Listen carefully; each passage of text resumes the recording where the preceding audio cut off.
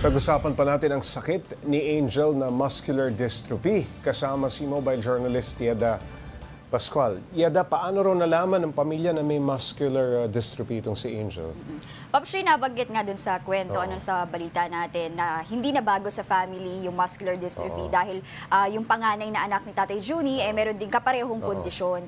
Kadalasan kasi Papsy, itong kondisyon na ito, ang tinatamaan nito ay mga lalaki at kadalasan yung sintomas lumalabas siya at the age of 6. Pero dito sa magkapatid, kay Axel at kay Angel, lumabas siya at the age of 8 years old. Okay. So doon daw nakita ni Tatay na, ayun nga, same symptoms, na biglang na out of balance, marunong maglakad, normal naman dati, biglang natutumba. Alam na nila. Tapos, yes, yung paglalakad nga is laging nakatingkayad. Tingkayad, okay. Ang ganitong sakit, kaya bang idaan sa therapy? May gamot ba yan? Unfortunately, Pops J, walang gamot dyan, walang therapy na maaaring magawa para mapaigay yung kanilang kondisyon. Kasi Pops J, kwento ko lang din, yung kay Axel, yung sa panganay na anak, ang ginagawa daw na therapy noon ay kinukuryente yung legs ng bata gamit yung malalaking karayom. Binubuhay, Pagkatapos, pinapalakad.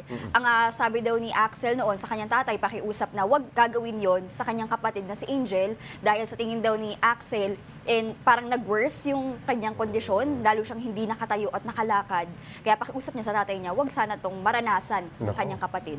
Parang shock therapy, ano? Yes, Pops J. Okay, sa kabila ng kanyang kondisyon, nakapag-aral pa rin itong si Angel, ano? Yung kanyang mental, walang problema. Yes, Pops J. Nakita natin, magaling sumagot yung bata, nakakapag-aral talaga. Every Tuesday, Pops J, yung kanyang face-to-face classes sa UST, sa Jelligum. And then after that, yung mga sumunod na araw na, online classes na lang sila. So kahit paano naman, nakakapagpahinga naman ng maayos yung bata. Sa mga nais tumulong o kuhain si tatay para makapag-alay ng kanyang serbisyo na si Tatay Juni bilang photographer, paano naman nila makokontak itong si Tatay Juni?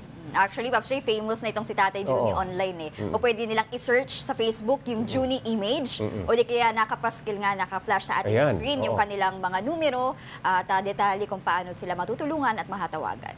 At ang sabi nga niya, kahit anong halaga, no? Anong amount, makatutulong ng malaki. Maraming salamat, Mobile Journal Yeda Pascual.